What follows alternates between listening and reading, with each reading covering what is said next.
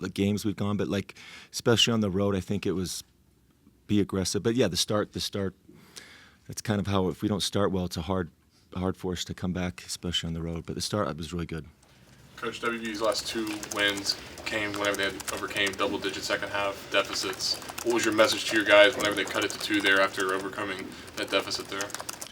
I told our guys because West Virginia, does a great job. They play hard, they defend the whole game, and especially being on the road, there's going to be we started off well. I thought we'd moved the ball well. We made shots, and I told them before I didn't want to remind them too much, but like they're going to make a run.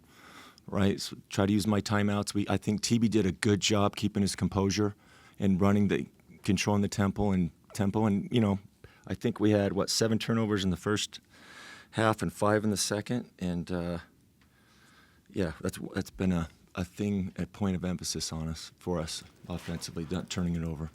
Coach, how big was the rebounding advantage for you guys tonight? And was that something you were, expecting or counting on going into? No. It's funny because we kind of had different focal points throughout the year. Rebounding's kind of been one, and I think Josh Hayes was great off the bench, and even Terrence, I think he ended up with 8. So and that was great. Right from the start, he had a couple 2 big rebounds in the first half, and then even those loose balls at the end, I think were huge. But yeah, collectively we did a good job rebounding. It's been a focal point because we give up size in a lot of these games. You mentioned the job you did on Huff. Could you just go a little bit more in depth on what you thought leading to some of his struggles this evening? No. The point of emphasis, he's one of those guys he could score a lot of points in a little amount of time. We started Seydou on him, and he did a great job. And it's funny how it's kind of a point I've been making to our guys.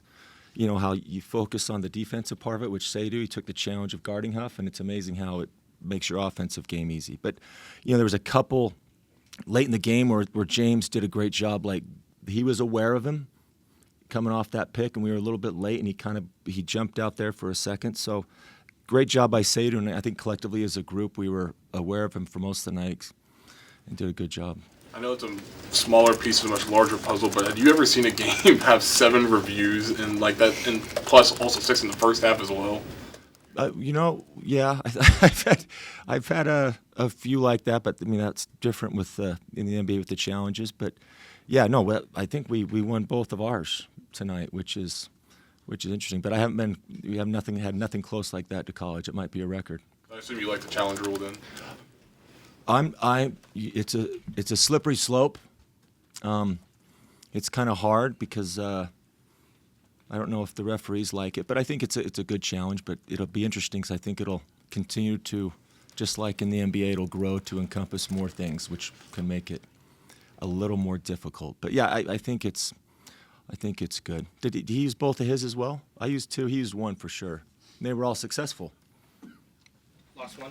Coach, Don was able to hit a few big-time threes, especially there in the first half. One was with Honor Huff completely on him. What can you say about the shots that he was hitting tonight?